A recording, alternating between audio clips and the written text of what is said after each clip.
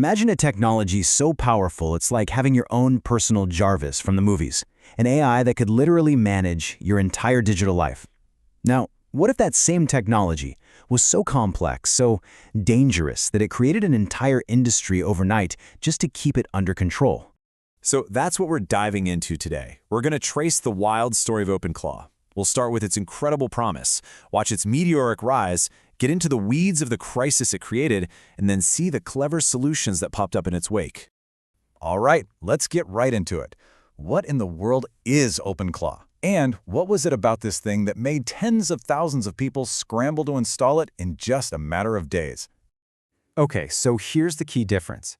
This isn't like some chatbot you talk to in a browser. OpenClaw is a true, always-on assistant that you control. It lives on your own hardware, which means it has deep, persistent access to your entire digital world. Now this is where it gets really interesting. It's the combination of all these things, right? The memory means it actually learns from you. But the full system access, that means it can actually do stuff.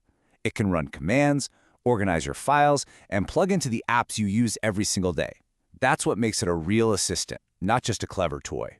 So for a busy executive, the vision here was a total game changer. I mean, forget spending the first 2 hours of your day buried in your inbox. Instead, you get a 2-minute brief on your phone with only the things that absolutely need your eyes on them, maybe even with draft replies ready to go. And it wasn't just about personal productivity. You could point this same tool at your business and have a tireless analyst, one that's watching your competitors 24/7, compiling reports, and even drafting content. We're talking about automating entire business functions.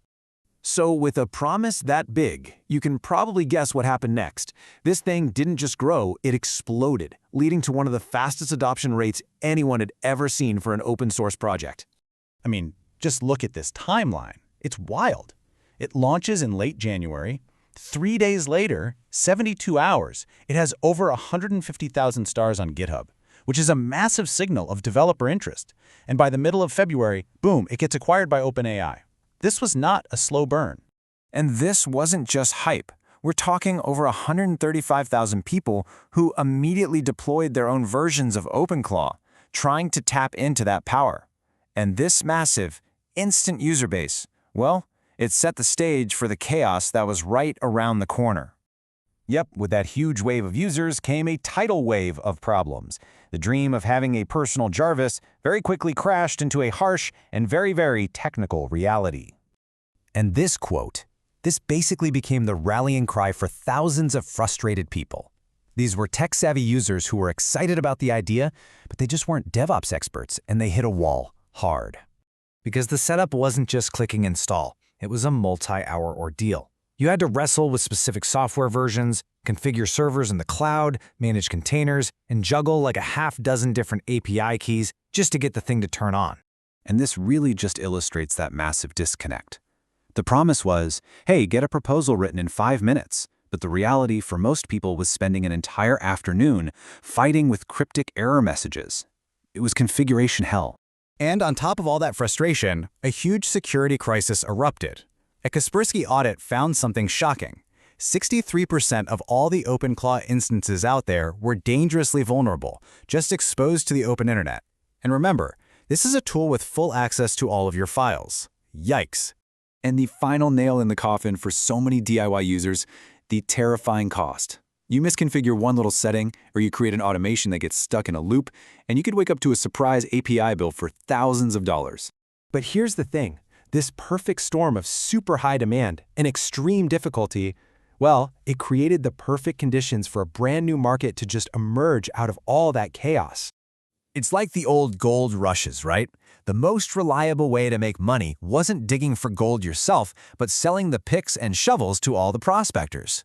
An entire cottage industry of new companies popped up to solve this setup nightmare for everyone else. So what did these new services actually do? Let's take a look at how they systematically tamed this AI beast and finally made OpenClaw something the average person could actually use. What's so interesting here is how the market just instantly sorted itself out. You had these cheap, one-time guides for the technical folks, you had done-for-you setups for people who didn't want the headache, and then you had these high-end enterprise solutions for businesses that needed custom work. And this slide just nails it. They basically went down the list of every single pain point we just talked about and solved it. They turned a 3-hour setup into 2 minutes. They locked down the security, they gave you cost controls to prevent those crazy bills, checked the add-ons for safety, and they offered the one thing the open source project never could: real human support.